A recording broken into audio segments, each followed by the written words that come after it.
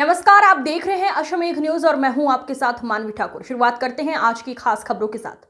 दबंग दुनिया के सीईओ को पुलिस ने घर से गिरफ्तार कर लिया है। टैक्स चोर गुटखा माफिया किशोर वाधवानी फरार हो गया है। पुलिस उसकी सरगर्मी से तलाश कर रही है। वाधवानी का खास है सीईओ। दबंग दुनिया का सीईओ पंकज माजूपुरिया किशोर वाधवानी का खास है।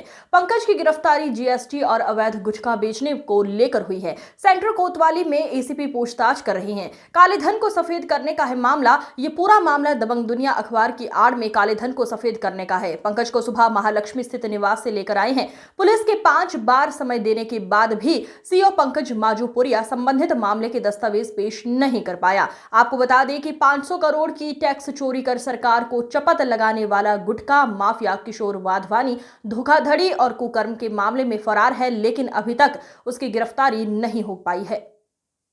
क्या मामला था और किस तरह का घटनाक्रम रहा?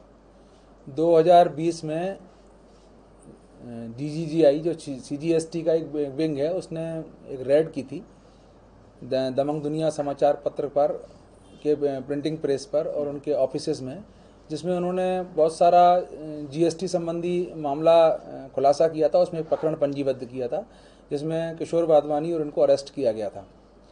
उसके किशोर वाधवानी को अरेस्ट किया गया था और नितेश वाधवानी, चूंकि 2 डायरेक्टर थे तो नितेश वाधवानी को अग्रिम जमानत उसमें मिल गई थी और किशोर वाधवानी को अरेस्ट किया गया था। उसके बाद उन्होंने कुछ दस्तावेज जो उनको प्राप्त हुए थे, उन दस्तावेजों के संबंध में थाना तकोगंज में एक अपराध अलग से पंजीबद्ध कराया था और वो अपराध पंजीबद्ध होने के बाद में हमको 904 फेक इनवाइसेस दिए थे। उस फेक इनवाइसेस में ये आरोप था कि इन्होंने जो अन्य आय से स्रोत से जो प्राप्त धन है, उस धन के संबंध में जो इस धन को विज्ञापन के रूप में ब्लैक को वाइट में कन्वर्ट किया है और फेक इनवाइसेस बनाए हैं, जिनके कि मूल समाचार पत्रों में कोई विज्ञापन नहीं छपे, जो कि इनवाइसेस उन्हीं के हैं। और इस संबंध में उन्होंने हमको फोटोकॉपी प्रस्तुत की थी। चूंकि 2 अलग अलग मामले थे, वो हाई कोर्ट गए थे। वो किशोर वाधवानी, नितेश वाधवानी हाई कोर्ट गए थे। हाई कोर्ट में हमने इनकी एफआईआर रिक्वेस्टमेंट कराई थी। उसके बाद में 2 अलग अलग प्रकरण हो गए थे। हमारा जो प्रकरण था वो विशुद्ध रूप से फेक डॉक्यूमेंट से संबंधित था।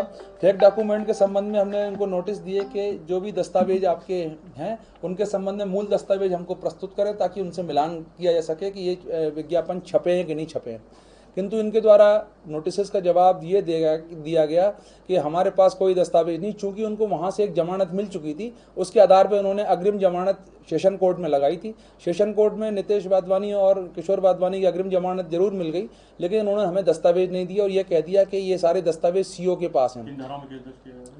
हमने जब थाना तकोगंज में 420, 467, 468, 471, 120 का अपराध पंजीबद्ध किया था, जब वहाँ पर लिख के दिया इन्होंने कि हमारे पास दस्तावेज नहीं, हम तो सिर्फ दस्तखत करते थे। डायरेक्टर थे वो, जो पूरे सीईओ थे, पूरा काम देखते थे, पंकज मजपुरिया देखते थे। पंकज मजपुरिया ने अपने स्टेटमेंट में कहा कि पूरा काम प्रिंटिंग वगैरह मेरा देखा जाता था। हमने कई बार नोटिस दिए, दस्तावेजों के लिए सर्चिंग की, लेकिन दस्तावेज जब नहीं मिले तो हमने इनको आज अरेस्ट किया है। पंकज मजपुरिया को पेश किया है और हम सारे जगह तलाश करके आए और हम कोशिश कर रहे हैं दस्तावेज प्राप्त हो। दूसरा कौन सा ये बिजनेस था इनका जिसका ब्लैक का? चूंकि पंकज मजपुरिया ने 33 ऐसे पेपर तकोगंज थाने में अपराध पंजीयन के दौरान प्रस्तुत किए थे, जिनके की मूल दस्तावेज थे वो मूल समाचार पत्र थे। और उनकी जब जांच कराई गई थी तो वो जो सप्लीमेंट उन्होंने प्रस्तुत किए थे, वहाँ से जांच रिपोर्ट ये आई थी कि इनके ये विज्ञापन एक समय के छपे हुए नहीं, समाचार पत्र अलग छपा हुआ और ये अलग छपा। इस प्रकार शासन को उन्होंने धोखा दिया था। और इन पे आरोप ये था कि जो इनके अन्य प्रकार के जो व्यवसाय थे, सिगरेट आदि का, सिगरेट तंबाकू का, उसका जो पैसा था उसकी इनवाइस इन्होंने